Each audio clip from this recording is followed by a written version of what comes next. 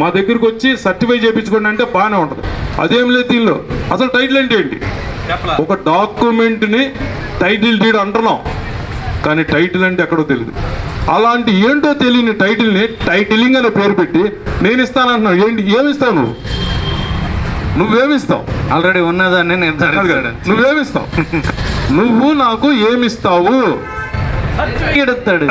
అది సర్టిఫికేట్ ఇస్తాడంటే కరెక్ట్గా చెప్పాడు మనడు. వాడు కూడా అదే అడుగుతాడు, నువ్వు నాకేమిస్తావు అని.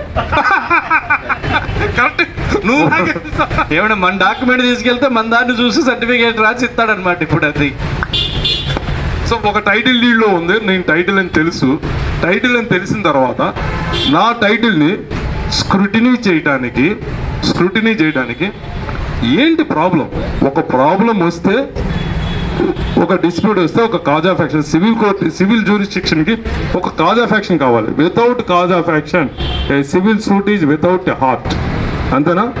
కాజ్ ఆఫ్ యాక్షన్ లేకుండా సివిల్ సూట్ వేయగలమా? అసలు కాజ్ ఆఫ్ యాక్షన్ అంటే ఏంటి?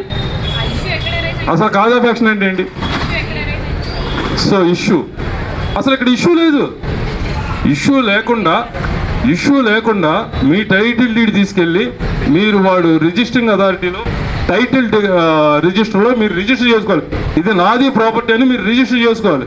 మీరు రిజిస్టర్ చేసుకున్నంత మాత్రాన మీరు రిజిస్టర్ చేసుకున్న రోజు నుంచి 2 సంవత్సరాల వరకు మీ టైటిల్ ఎబెన్స్లో ఉంటుంది. ఎందుకు?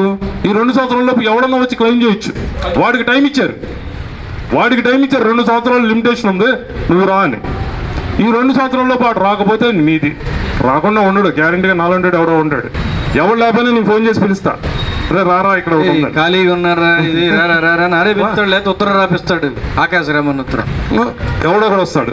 సో ఇక్కడ కాజ్ ఆఫ్ యాక్షన్ లేని దానికి నువ్వు కాజ్ ఆఫ్ యాక్షన్ ఒక ఆర్టిఫిషియల్ కాజ్ ఆఫ్ యాక్షన్ నువ్వు క్రియేట్ చేస్తున్నావు. By virtue of authority it can be treated as misusing of powers vested with the revenue authority. Misusing, దుర్వినియోగం చేయడం. అధికార దుర్వినియోగం అంటే చట్టపరంగా చేయడం అంటే ఇదే.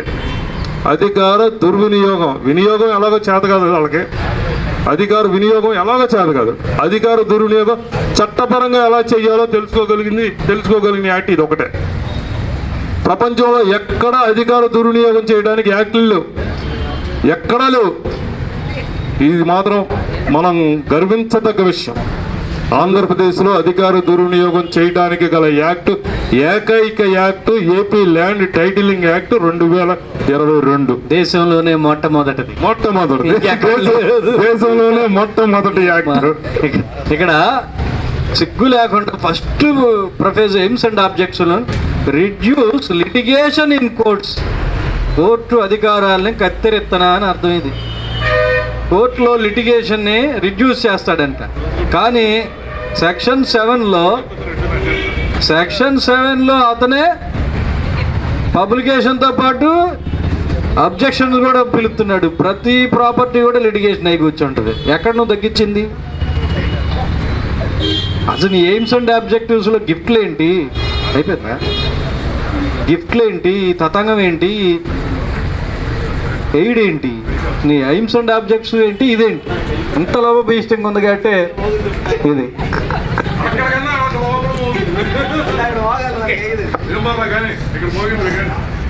బాగుంది.